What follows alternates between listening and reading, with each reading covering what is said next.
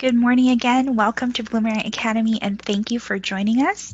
Today we're talking about creating and processing letters in Bloomerang. We have Dorothy McIver talking us through creating and processing letters in Bloomerang, and we'll show you another tool at the end that will help with your letters as well.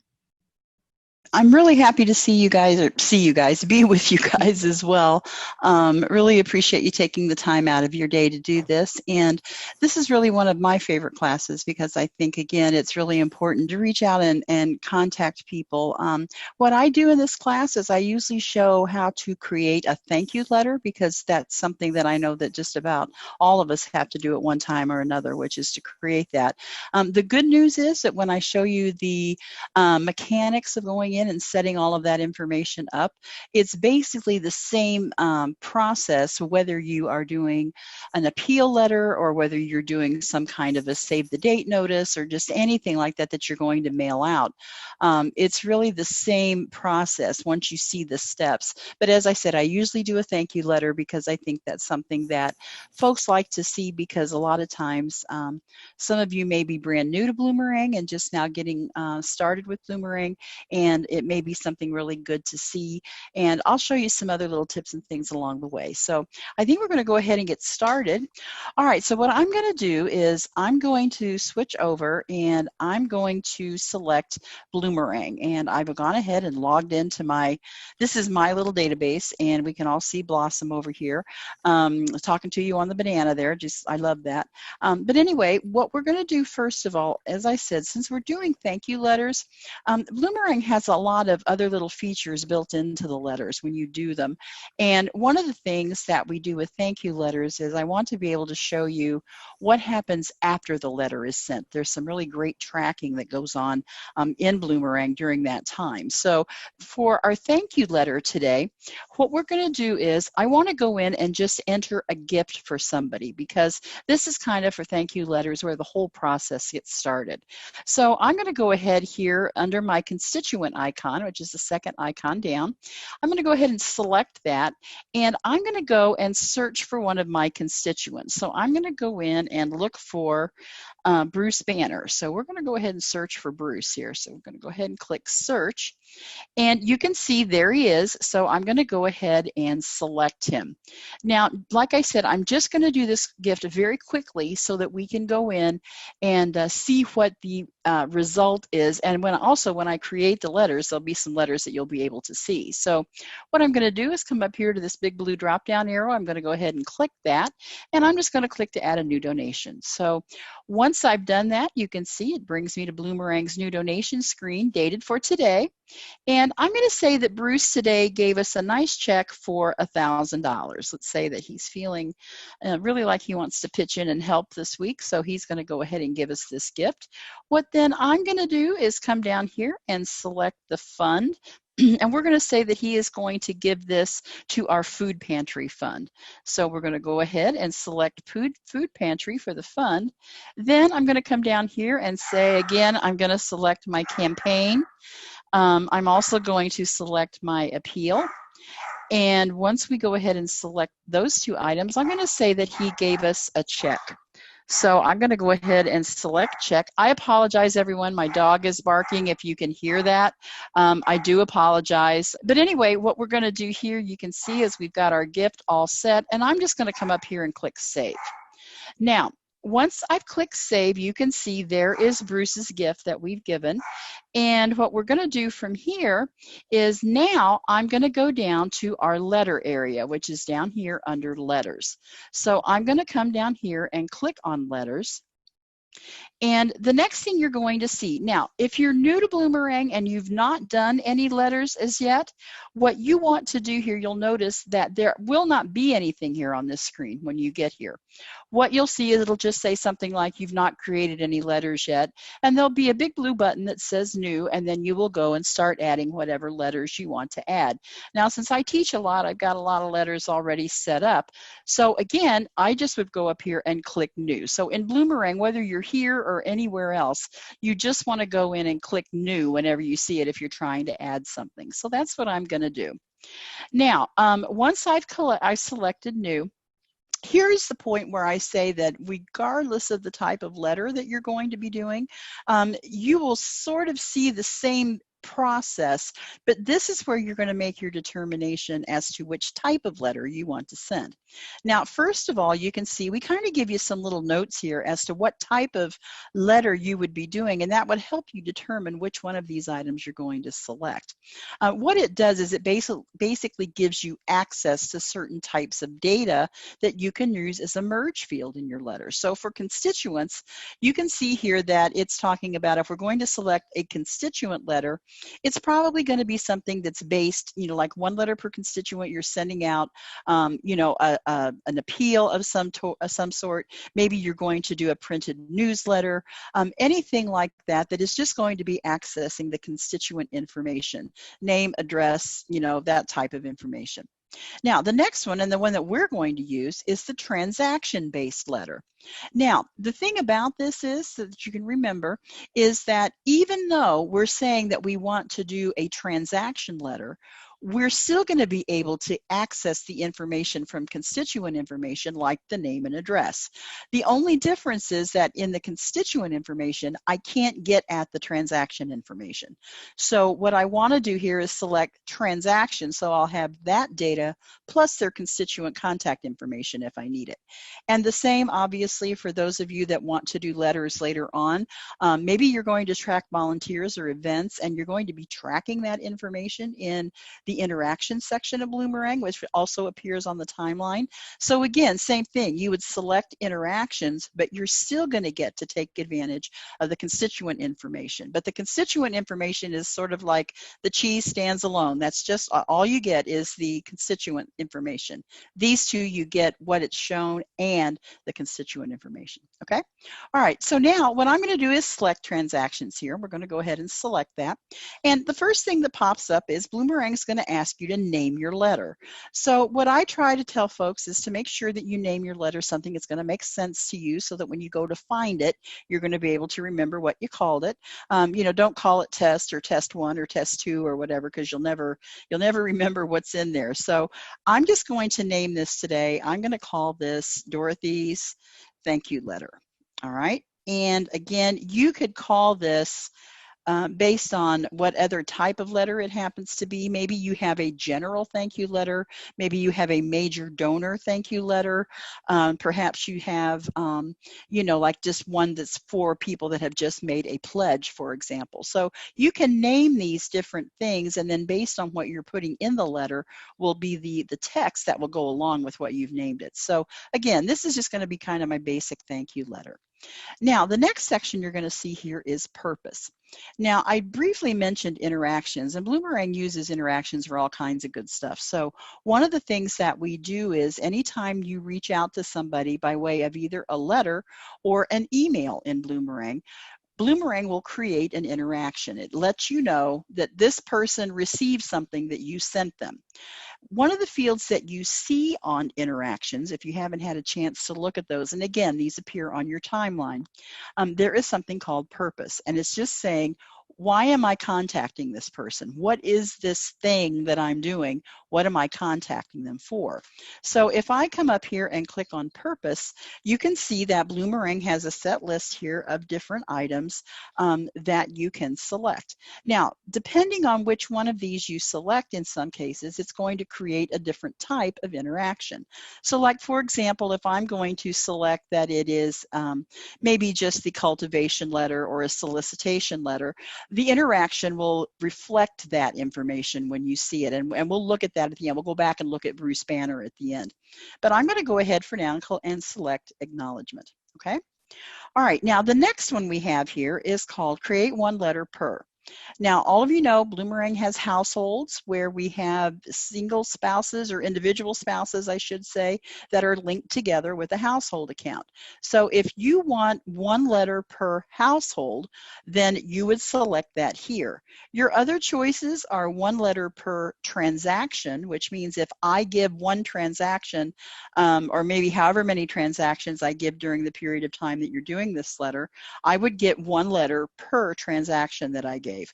But if I choose one per constituent or household, you can make the letter look so that it would show multiple donations on one letter if you wanted to do that. But most of the time, you're probably going to want to select household, which is why this is the default. But again, it's one letter per constituent. If you want to maybe just make sure that maybe you're entering a gift on a couple and the gift is going on, say, Jane's account instead of John's account, and you want to thank Jane, then you would want to choose per constituent. But if you're thanking couples, then you'll want to do one per household. Okay? Now, the next two things we have just kind of give you a couple of things to think about when you're getting ready to do your letters. Now, a lot of you have probably done things in Word before, and as you know, in Word, when you do a letter over there, you have what they call a data source. And from the data source is where you pull your merge fields. Well, same thing, only now Bloomerang has become your data source. So what this is asking you is that if you have anything here that says a blank merge field. Like let's say that I select, for my thank you letter, I select campaign. Well, what if that gift, for whatever reason, doesn't have a campaign in it? I didn't enter a campaign with that gift. Do I want the field to show up anyway, meaning it'll be blank? There'll be a blank space on the letter for that. So if you want it to go ahead and do that, then you can select to allow that blank merge field.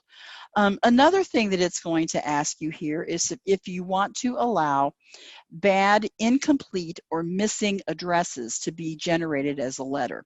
Bloomerang will automatically filter this out if you don't want those to be in there. Now, some people, a lot of times, it depends on how you like to do things, but some people like to have these allowed so that they could see if anybody is marked as a bad or incomplete or missing, if there's address missing, that they would know that, oh, I'll pull this letter out and I'll try and find this person's address. Or same with the merge field. Oh, all of these should have campaigns on them. This one's blank. I need to go back and fix that. So again, that's just totally up to you. The default is that we leave them off, but what we can do here is, again, like I said, we can go ahead and turn them on or off if you'd like. All right, so now what we're going to do is we're going to go ahead and click Next. So now that we have gotten back to our letter, what happens when you go ahead, and I'm just going to go back, well, we're just going to leave here, that'll be fine.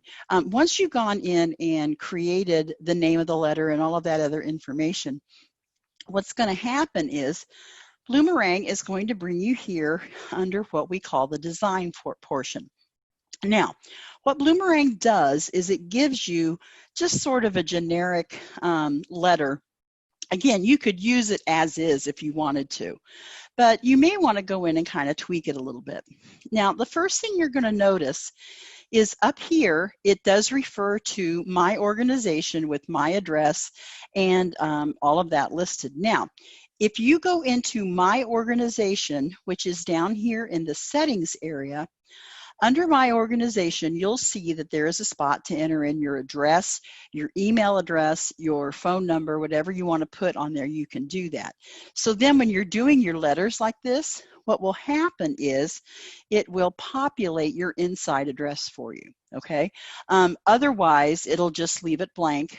So what you want to do is you want to go in and make sure that that is complete on your My Organization tab under Settings so that you don't have to worry about it when you're doing your letters, okay? Now, the next thing you're going to see here are these little boxes around these particular fields. These are the merge fields, and as I said, these are what Bloomerang names these fields, and these are the fields that are going to be populated for you in your letters. We go ahead and just put some in here to help get you started, okay? But the good thing is you can always change and alter this any way that you would like. So, for example, if I wanted to go in and let's say that instead of the word name here, let's say that I want to use the envelope name. If you think in Bloomerang, you'll know that we do have that envelope name that's usually like a title and their middle initial or whatever you have in there that you might want in that envelope name. So if I want to change this, the name here is just the account name. Okay, and we usually don't put any kind of title or anything in the account name. So I'm going to go ahead, my cursor is sitting right there at the edge. I'm just going to go back and hit the backspace key.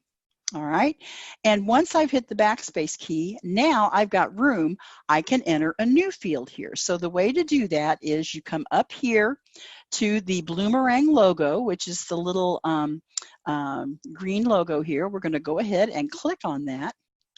And you can see the little box pops up, and it's going to ask me to search for which Bloomerang field do I want to insert. Now, I can either scroll through this list if I want and find the field that I need, and you can see there's envelope name right there. But again, if you've got a lot of fields in Bloomerang, and especially since this also includes transaction information, you might want to use the search because it'll make it a little quicker for you. But I'm going to come up here and just select envelope name, and you can see now that populates that for me. So that's all there is to that. Now let's say I also want to come down here, instead of hi, I think I'm going to change that to dear. So we can change that to dear. And instead of the formal name, I want to use the informal name. Now in Bloomerang, formal name, if we have titles, a lot of times will be, for example, mine would be Ms. McIver. But maybe I want to just say Dear Dorothy when I'm sending them out. So what I would do is if I want to change this, same thing, put your cursor at the end of the field. And then once you've got your cursor at the end of the field, you just hit the backspace key. And again, you come right back up here to the Insert Bloomerang field. And then I'm going to go here, I'm going to type in informal this time. You can see there it is. I can just select it. And we can go ahead there and search for it. Select that field, and now you can see I've got informal name in my letter. So you can see it's very, very easy to add or change any of these. So for example, as well, if I want to go here into the body of the letter, maybe I want to add the date. So this says, you know, we want to thank you for your whatever dollar donation that you made on whatever date. And let's say I want to add the fund as well. So I'm going to go, again, just type it in to the, and then I'm going to come up here and I'm going to select, or again, I'm going to search for fund. And when I find fund, I'm going to search for that and going to select it. And you can see just as easy as that, I've inserted another type of field within the letter. Now, one thing that I wanted to mention, and I'll show this to you at the end of the class, we also have something that you can enter in called a data table. What the data table will do is allow you to have more than one transaction per letter. Lots of folks use this for like tax letters at the end of the year, or we've had some people that say maybe they only send out, maybe they're a very small shop and they only send out thank you letters once a month, you know, and if somebody is given 2 or 3 times during that 1 month period, all of their donations would show up. So again, we also have that data table, and like I said, I'll show you what that looks like at the end. So anyway, you can see that you can go in here, you can modify your letter if you'd like, you can change any of the text. As I said, we've just got some generic text in here, but feel free to go in and change this to whatever you would like. Another thing that you can also do while you're editing this letter, you can also, as you see, if I click off this letter, you can see that that little editor goes away. But if I want that editor to come back, I come anywhere here within the letter and just click, and this little editor will come on. Now, again, looks very similar to what you'll see if you're used to working in Word. You know, bold, italicize, underline, you know, you can do all this information here. You can justify things left, center, or right, whatever you want to do. You can also, if you wanted to insert an image, a lot of you may have an image that you want to put on your letter. A lot of you also may have letterhead, which again, you would just run this with your letterhead in the printer and it would print out that way. But some folks, you know, have said that they like to include the letterhead that they printed out. So if that's the case, you can also insert an image as well. So let me show you how to do that. You would go down here, and I'm going to move my address down a little bit, and then I'm going to come here to the insert image icon. Now, what happens is it's going to come up and say, okay, where's this image you want to put in the letter? So always look for this little search icon, this little browse and search. So I'm going to go ahead and select that. Now, what Bloomerang does is it comes up and shows me my gallery. And what this gallery does is it shows pictures that I have used in the past, okay? Now, if I want to go find a new picture, like I've got one that someone sent me, let's say, and I want to include it in that letter, what I would do is I would come down here to where it says choose file. And when you click to choose file, you're going to see that it brings up your search within Bloomerang, so that you would be, or within Bloomerang, I'm sorry, on your computer, so you'd be able to go in and select whatever it is you would like to insert into this letter as far as an image. Now, the other thing then, once you select it, you'll see that it'll say down here the name of the file, and then you want to just come here and click upload. Then it uploads it to your gallery, and you can see that these are all the pictures that we have. And I just think that in honor of my boy being so noisy today, we're going to select Loki here. This is who you heard barking in the background.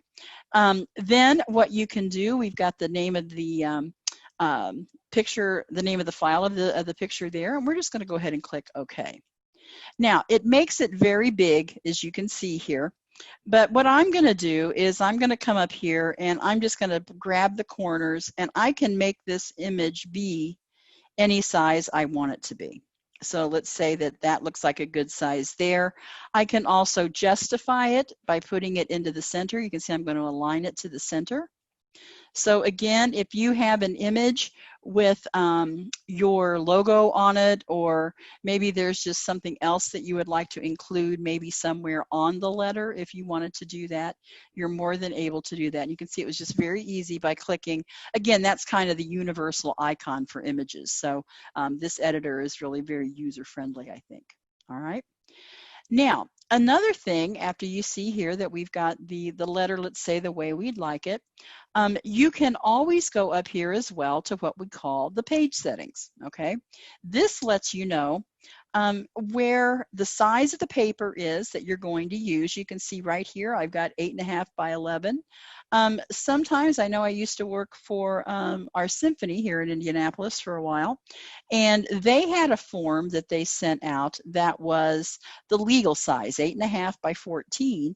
And what they would do is, it was a pledge form. Like what they would do, they'd send it out, and then there was a perforated section at the bottom on this sheet that you could tear off and then send back in with your check. And that also would help them, you know, so they would be able to do some really great things, like include the account number of that person if you wanted to do that. The account number of Bloomerang makes your search a little quicker when you're doing that. You could also, as I said, have them just, they can send that back in, and then you would know what appeal the gift came from, because you'd know what letter it is. But that's why you could choose, like I said, 8.5 by 14, half letter if you're doing like a save the date or something like that. So again, whatever paper size you're using, you can change it from the standard letter size if you want to. Now, by default, Bloomerang puts a 1-inch margin all the way around this letter. If you decide that maybe you want this to be like the top, you want it to be a little higher so that your logo shows up a little higher, you know, you can change this margin. Let's say that I'm going to change it from 1 inch to a 1/2 inch, and I'm going to update this. And you can see it kind of moved everything up. So you can go into, as I said, the page settings, and you can make either the change for the paper size, or you can adjust any of the margins that you would like. Okay, so that's fairly simple as well. Now, the other thing that we have when you're designing your letters is something that we call the Ahern Audit. Now, Tom Ahern is a very renowned fundraising expert in the industry, and Tom helped us when we were designing Bloomerang initially, and also kind of gives us a little bit of help here when you're creating your letters. Now, we talk about the U test here. Now, what the U test does is it really wants you to say thank you for the gift. You're the reason. Your gift helps us, or your participation means everything, or things like that. So the more that you say you to the letter, if your constituent is reading it, it really grabs them a little more to think that you are reaching out and talking to them, thanking them, and it's more personal, I think. So one of the standards here is that we want you, or the Ahern Audit asks, that you really should use you words more than what we call or think a little bit more. So what this does is it kind of grades your paper for you. It goes through and it looks and it tells you how many times you use the you word as opposed to a we word. So it looks like we're in pretty good shape here. Now, we also have the Fleisch-Kincaid reading level test. Again, standards say that you should be writing your letters at a 6th grade level, and it should be, ideally between 6th and 8th grade. So my little letter here is at a 6th grade level, so it's within the standards of normal business letter writing. So, okay. All right, so once you kind of looked at that, now you can see that we have the what finish. This is what I call, okay, what are we going to send? This is the letter that we're going to send. So again, like I said, we've gone in, we've named our letter. Again, if we go to details here, you can see we named our letter, we chose the purpose, we selected some options here, and then we went to the design portion to decide what we want to be in this letter and what we want this letter to look like. Now, the next big component of this is who. Who is going to get this letter, okay? So that's where our filters come into play. So we're going to go ahead and click on filter. Now, the good news here is that if you know how to use filters already in reporting, if you've already done some of that, they work exactly the same way. Whether you're doing an email, a letter, a report, filters work the same. So you don't have to relearn a whole new filtering system. So what we do for you is, by default, we put a couple of things in here to exclude for you. So let me show you here. I'm going to come down here to where it says exclude, and I'm going to click here on this piece of criteria. And you can see that what we are excluding is status of inactive or deceased. Makes perfect sense. If you've got an account marked as either one of those, you would probably want to do that. We also have the communication restrictions of do not mail. So if you've got somebody marked as do not mail, obviously you don't want to mail to them. So by default, we go ahead and put that exclude filter in for you. You can always add to this, like if you want to also exclude any board members. Maybe you have a board member specific letter that you send out. If you have a custom field that lets you know that, you can always add another specific filter here if you'd like. But then what we would also do, we're going to go ahead and say okay if we're not going to do anything there to the exclude filter. But what would happen then is we have our include filters. Now, most of the time, what happens is these thank you type letters are based off of a date range. Okay, we're going to thank people that gave a gift today or people that gave a gift this week. But do know if I'm doing a solicitation letter, I would be able to go through and say, give me anybody who gave $500 last year if I wanted to solicit that group of folks. So again, we have different, you can do different filters depending on the purpose of your letter, all right? But for this case, for the edit letter here in our thank you letter, all I want to do is I'm going to go here and do add filter, all right? And you can see that since this is a transaction letter, all of my transaction fields are available here just as they were as we were inserting the fields into the letter. And so I can select, and I'm just going to come down here and pull date. I can come down here and select the date range that I'm looking for. Now, if you get into a good habit and good practice of maybe doing your thank you letters every day, you could change this filter to say, and you can see as we selected date, we have the first default that comes up says date is during, and then if you drop this little arrow down here, you can see that we've got several, what I like to call, set dates for you, and they're rolling dates if you want to think of it that way. So for example, if I go in here and say I want to do a thank you letter for all the gifts that came in today, so maybe I do my gift entry in the morning, and then in the afternoon I do some other things, and then right before, like at 4 o'clock, just before I'm going home, I'm going to run my thank you letters for that day. So if you do that every day, then you would never have to change this date. You would just select your letter and then process it. You wouldn't have to go in and change this filter every day. So again, maybe you do them first thing in the morning for the previous day. Well, we got you covered there too. You can do yesterday if you wanted to, like I do them first thing in the morning for every gift that came in yesterday. And also you can go in and do a date range. Like maybe you have been off a few days. You know, all of us are getting used to new schedules and things now. So maybe you're not, you know, getting your thank you letters out as recently as quickly as maybe you would like. You can always go here and do between and say, okay, I want to do a thank you letter that's between, let's say, March 16th and March 31st to make sure I've caught everybody. So you can actually put a real live date in here if you wanted to do it that way as well. So I'm going to come here and I'm going to use during and say today, okay? So I'm going to go in and click OK. And what I want to do then is I can even add other things to this filter if I need to, such that it is a, you know, maybe I only want a certain type of donor, or maybe I only want, you know, somebody that is, you know, given to a certain fund or something like that, if you have a letter specific to a particular fund, or maybe you have somebody, again, you have a major donor letter that goes out. You may have other criteria. So again, if you do, you can and then you could add something else, like it has a specific date. I'm sorry, up here, it has a specific date and it goes to a specific fund. Okay, so you could continue to add to that if you would like.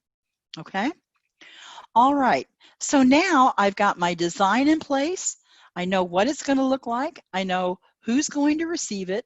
My details are all set. So now I'm ready to go ahead and move forward. So what I'm going to do is I'm going to come up here and do save and then you would want to do preview. Now again, all of this is the same, whether you're doing thank you, you know, solicitation, anything, it's always the same. So I'm going to come in here and do preview. And then what happens is Bloomerang is going to come up and say, okay, we found 4 transactions today that you did. So we know that we did Bruce, and there may be a few others out there from today. So it tells you how many you found, and it's also telling you over here what we're skipping based on those selections that you made. So it said we are skipping the address being bad, and we also skipped that there's a blank value in one of those fields that we're doing, okay? And then you can also adjust those again in the details tab if you need to. Now, what I'm going to do is this just kind of shows you, again, what it's going to look like on the page. All right. But the thing that I love about this is, okay, I know I got 4 people. And if you're thinking, I wonder if Bruce is in there, all I have to do is click on this Recipients tab, and you can see it's going to show me all of the people that gave today. All right. Now, here you can see that I've got, you know, 4 different transactions. Remember I said I wanted 1 per household as well. You can see here is my example of a household that is going to be thanked in these letters as well. All right, so now what we're going to do, as you can see, I can either make a change. If I decide I want to go back and do something else, I can do that. Cancel out altogether if I think, nope, I don't want to do this right this minute. Or you can go ahead and say that you want to run, which is what I'm going to do. So we're going to run this, and what happens now is it's going to come up and ask you, what do you want to do? Do you want to do a test, or are you just ready to hop right in and create your letters? Now, if you're new to this, I would recommend that you do a test. The reason for that is that, again, when you run a thank you letter in Bloomerang, it's going to create an interaction for you. You don't want that to happen maybe right off the bat. Again, I know from my days of working at the Symphony, There was nothing more frustrating than to get a big mailing ready to go and you walk over to the printer and you realize the paper's in upside down, or you realize, you know, it's not lining up, it's printing over the letterhead or something like that. You want to find that out before you run the entire job, especially if you're doing a large solicitation. So what it says here is you don't want to do a test and run just the first 5 letters so you can see what it's going to look like. You can also see that it tells you that it will not create any interactions. It will not add to our list of recent mailings. We'll look at that in a bit. And you just want to verify that everything looks correct on the page and that you've got the paper properly inserted and everything is lined up the way it should be. Okay, so I always recommend when you're first, especially either if you're new at this or if you're doing a brand new letter, do the test first, okay, just to make sure they look okay. If they do, then you can say, okay, now I'm ready to go. I'm going to do it for real this time. Then you can go in. If you select to run here, it will create all of your letters. It will create the interaction. It will add it to the recent mailings. And then again, it says these are the letters you intend to send, because Bloomerang is going to create an interaction saying that you just did that. So you want to make sure that you know that this is going to be the run that you're going to send. So what I'm going to do then is I'm going to come here and click run. And Bloomerang is cooking it here just for a minute. And once we get to the point where it comes here, this is telling me, okay, your thank you letters are done. And you can see there's a great big blue button here, you can't miss it, that says download letters. All right, so I'm going to go ahead and click that. So once I click to download my letters, then you're going to see that it opens, it brings you a PDF file. I'm going to go ahead and open that up. And you can see that here is my letter that has Loki on it, and you can also see there that now we got Bruce Banner. This was our gift that we entered at the beginning of the class. So here you can see that it's got Bruce's address. It says Dear Bruce. Remember, we changed it from Hi Mr. Banner to Dear Bruce. We also, instead of it just saying Bruce Banner, now says Dr. Bruce Banner because it came from his envelope name. And you can see that we are thanking him for his $1,000 donation that he made on 4/7 to the food pantry fund. So you can see this letter looks very nice. Everything that we put in there is going to be able to be shown up and be just fine for this particular letter. If I go down, you can see here is another one. Again, we've got the household name being displayed. And remember, we also said that we wanted to see informal names as well. This is the informal name for this particular couple. So you can see there they are, again, their amount, their date, and the fund that they gave to. And there were just a couple more here that you can see. We've got Pete, and then we also have Steve down here. So you can see that these are all ready to go. So now what I'm in is my PDF, my Adobe Reader here for PDFs. And all I need to do then is to click on it. And you can see that the print button comes up. All right, you would select to print, and then it sends the job to the printer, and then it'll begin to print it out for you. Okay, so easy to do there. All right, now there's one other thing that I want to talk about on this screen as well. If you notice, there's also another tab here that says just to download the addresses. Now again, when I was at the Symphony, they had a kind of a standing rule that if the gift was larger than $500, you got an envelope with your name printed on it. Okay. If it was under that, they just put them in window envelopes. So again, if that's something maybe you do, or maybe you just like to send a nice typed envelope instead of just a window envelope, and you need those addresses, you can go ahead and click to download the addresses. Now what happens is, if I download this file and open it up, you're going to see that it opens up an Excel file that has the envelope name, the address, the city, state, zip, and any other information here. But again, if you're going to do your envelopes in Word, all you have to do is go over there and you would use this as your data source, and you would create your envelopes out of Word, because Word has a really robust feature to do that. So this is what you would do with this little document. Or again, like I said, if you have it where it's going to fit into a window envelope, that may be a step that you don't need, but it is available if you do. Okay. All right, so now we've gone through the process. You know, we created a letter, we've gone in and done the filters, and we've then generated our letters. So I'm going to go back to the letter home right now. Now, what we're going to do here is, if you remember, I said that, you know, here's Dorothy's thank you letter. This is the one that I just created. Now, let's say it's tomorrow and it's time to go in and do my thank you letters for tomorrow. Now that this letter is set up, all I have to do tomorrow is come over here. I can click this down arrow and go directly to preview. I don't need to edit it unless I need to change something. Otherwise, I just go to preview, and then you'll see that Bloomerang will be ready to go in and actually go and change those transactions. Okay, so that's what you would be able to do with that. So we're going to go ahead and cancel this for now. Now, you can also see that under recent mailings that it's showing that today I ran this thank you letter. It generated 4 letters. If somebody comes along and maybe, let's say, and this may or may not have happened to me at one point at the symphony, but let's say that there are a stack of letters on your desk, you're getting ready to fold them and put them in the envelope, and you spill your coffee or you spill the drink all over them. And you think, well, now what am I going to do? If you just need to download those letters again, you're able to do it from here. You can also do the same, that if you forgot to download the addresses, don't worry, you can just come here to this little drop down arrow and you can do them from here. We also have delete. Now, let's say that something happened that you realized that after you created these letters, maybe it's got the wrong address for your organization, or maybe it's got something else that was wrong with all of the letters.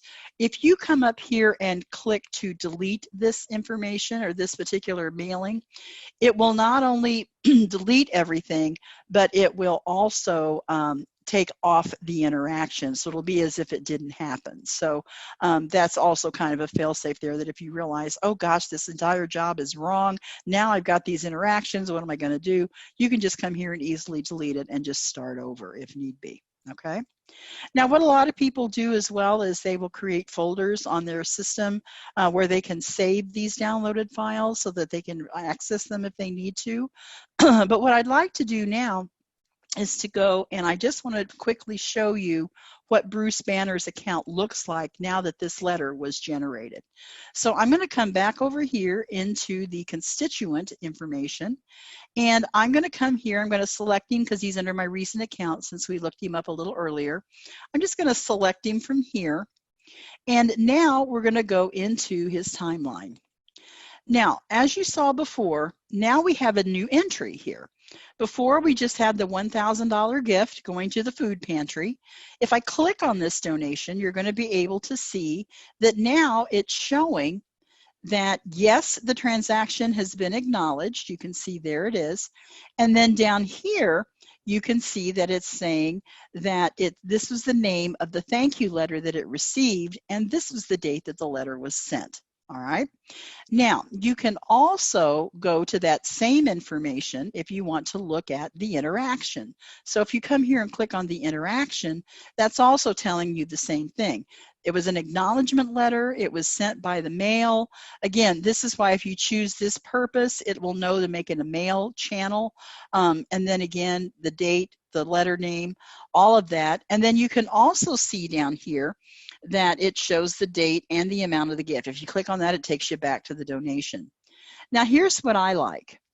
Again, this is speaking from when I used to do this at the symphony. There were times I'd help out doing their thank you letters because they had a pretty good, pretty big donor database there, and they had a lot of thank you letters that they generated.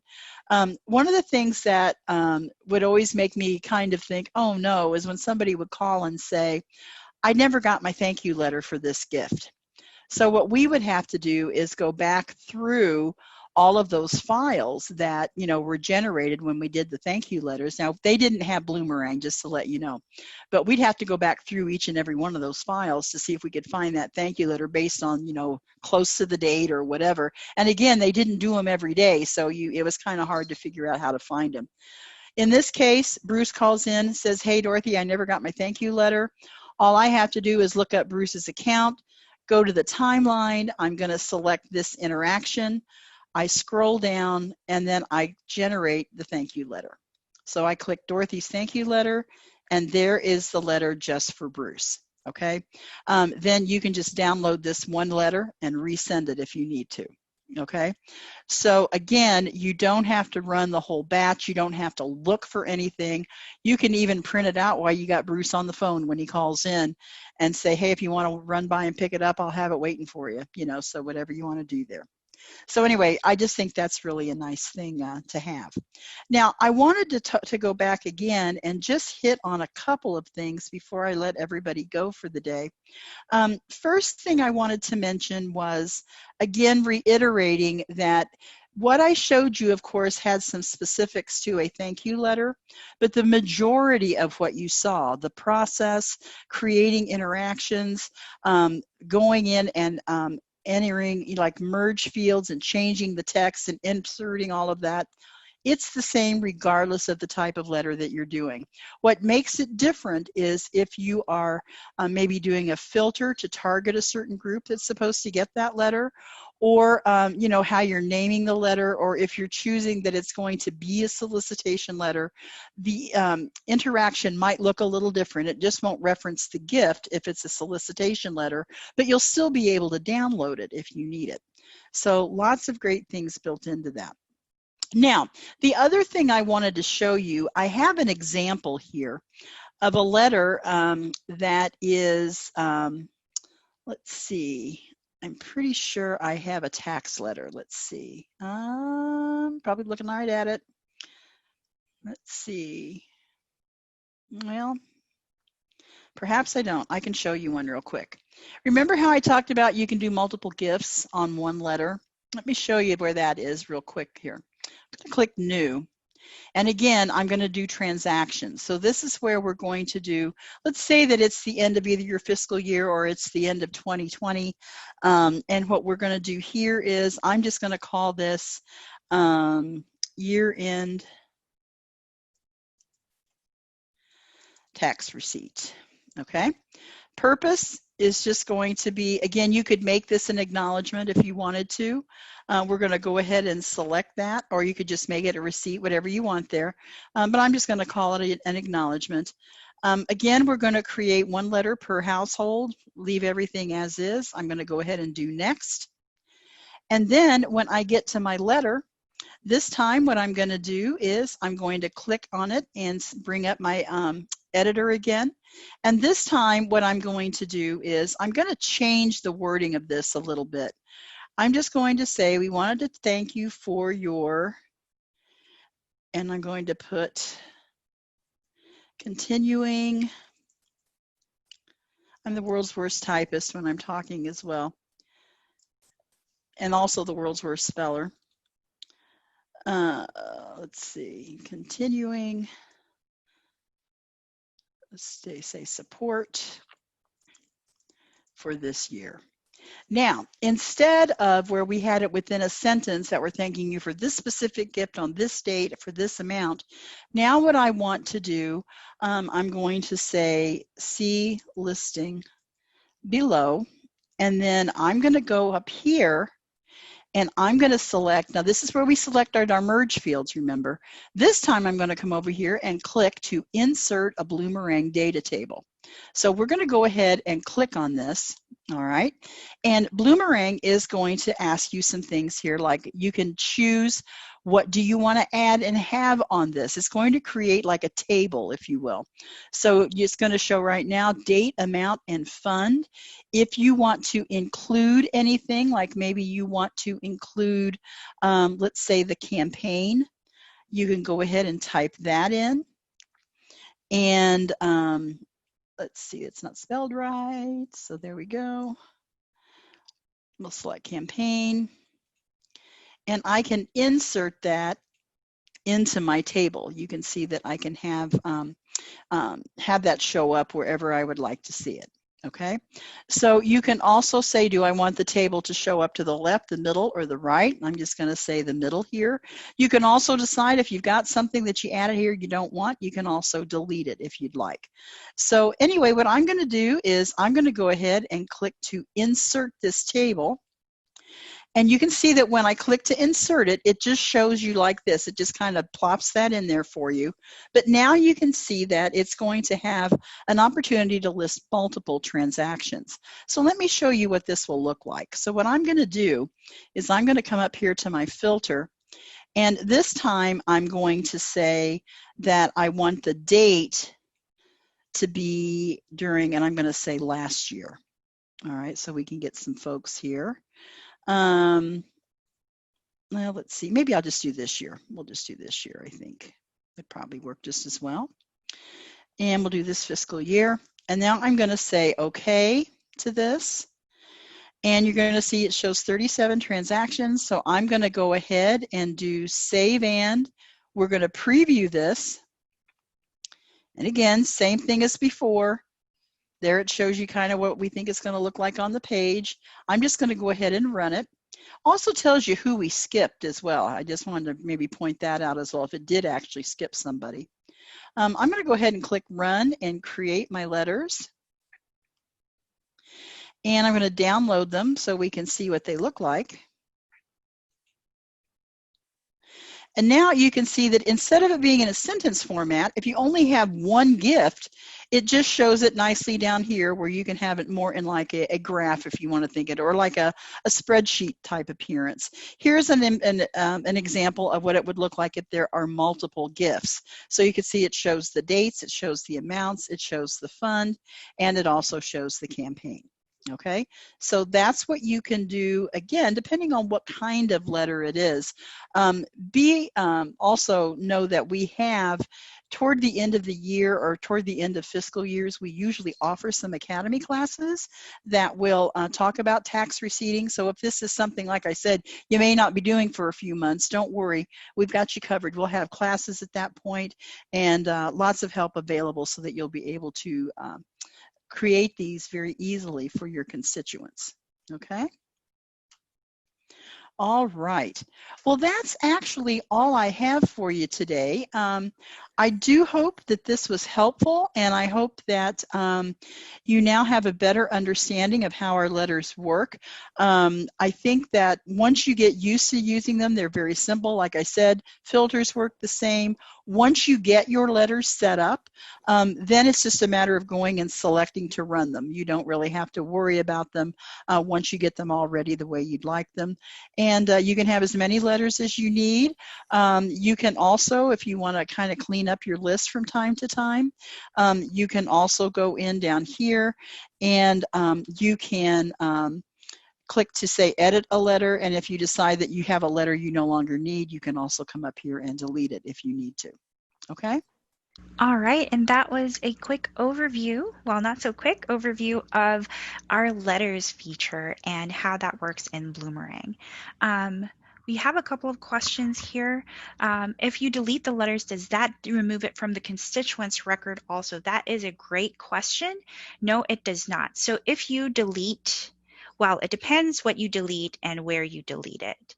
So if you delete a letter template here, so for example, if this is a letter that I'm no longer using and I delete this letter template, that's not going to delete the interaction from the constituents account. It's only going to delete this template. However, we do also have a delete option within the mailing itself. So under most recent mailings, if you click on the drop down here, this has an option to delete. This does not delete the template, it deletes the mailing, so it's like it never happened. So you'll have the opportunity to select if you want to change the acknowledgement flag from yes back to no. And it also, this option removes the interactions from the constituents timeline. So this deleting from within the letter is going to delete the template, but not the interactions. Deleting from the mailing will delete the interactions, but not the letter template. Thank you for that question. We also have a couple of questions, but there's also one more thing I wanted to show everyone that helps with your letters. So this isn't within the creating letters process, but Bloomerang offers free nightly NCOA updates if you have a standard Bloomerang license. And the way you get to that is you go to Settings, View All Settings, and then go to My Organization. All the way at the bottom, if you have a standard Bloomerang license, you'll have an option here for NCOA processing. This is free and it happens nightly, but you have to turn it on. So if you haven't turned it on yet, the button here is going to say Activate NCOA Processing. Once you turn that on, all you have to do is click that button and it will initiate the process. And every night you'll get free NCOA updates. How that works in your database is you'll get a note on the constituent's address if any updates were made, if a move was found, that will all be updated. So that's a neat little tool to consider, especially if you're going to be running your letters. I forget the statistics of how often people move, but that's a good option for making sure that you're not spending money on postage that won't be able to reach your constituents. We'll go through a couple of more questions here. Can you send letters through email or just snail mail? Good question. So what we talked about today was letters, which is not connected to our email feature. So the letters are designed for you to print out and mail. You cannot generate a letter with the thought of attaching them to an email. So that would be a separate process. If you would like to send an email instead, you would start from our email section.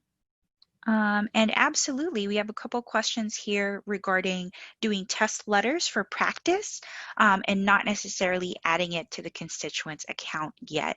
So you can absolutely do that by checking the test, generate test option in your letter. So when you run your letter, you can run a test, but since you're testing anyway, nothing's going to happen to the constituents or to the letters until you actually print them out and send them out. So I would encourage you to test by clicking run, just to see how it will look, how the interactions will look on the timelines as well. And then when you're done with your test, you can always delete the mailing from here, and that will delete the interactions from the constituents account as well. We have a question here. Can you change out the letters each month and delete the old ones? Then the actual letter would not show in the acknowledgement. What we typically recommend is if there's not a lot of changes to the letter, you don't need to create a new template every month. So for example, if I have this transaction thank you letter and I send it out every month, whenever I make changes to this, that's the letter that gets sent out. And whatever filters I have at that time that I run it, that's the letter that gets sent out. And that's the same letter that shows up on the constituents in constituents interaction. We have a question here. I currently use several Microsoft Word templates and I print each letter as I enter each donation. Is it easy to print the envelopes using Bloomerang's letter tool? So you can't print envelopes directly from Bloomerang. What you can do is download the addresses. And what this gives you is a CSV file that you can use for your mail merge. It's relatively easy. It would be the same process because you would do the mail merge in Word itself, but this gives you the CSV file to use for that mail merge. A couple of questions here about showing the NCOA process again. So that's under your settings. You do have to be an administrator in the database to access your settings. So if this is not something you have access to, you can ask one of your administrators to do it. So you would click Settings, View All Settings, and then My Organization. all the way at the bottom here, if you have a standard Bloomerang license, you'll see an NCOA section here, and the button is going to say Activate NCOA Processing. Once you click that button, every night it's going to check the database for any NCOA updates against USPS records, and will update your database if there's any new addresses found. So this is free for standard licenses, but you do need to turn it on, and this is where you go to turn that on.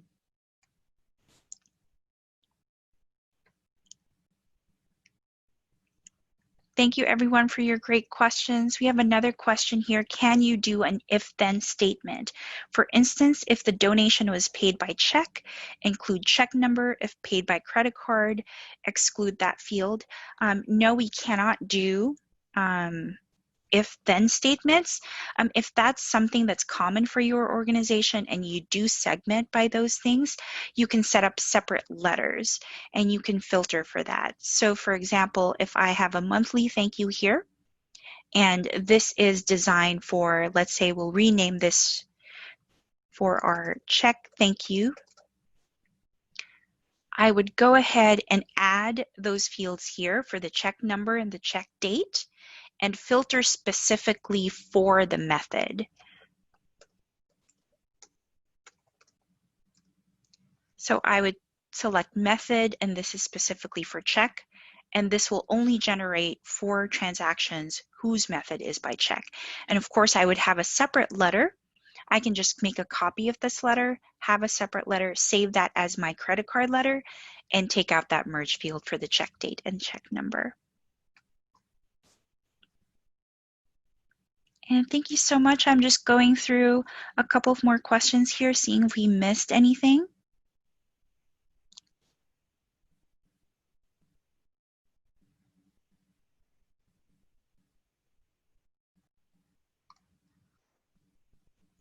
Okay, going back to the mailing.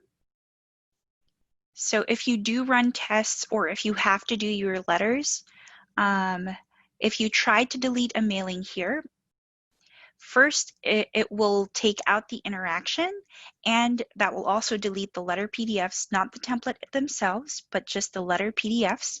And you do have the option if you want to reset the acknowledgement field to no, or if you want to keep the acknowledgement field to yes.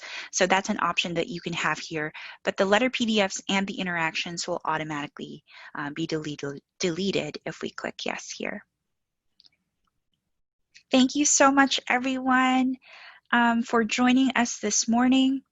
I hope you have a great rest of your Friday and have a great long weekend. Bye.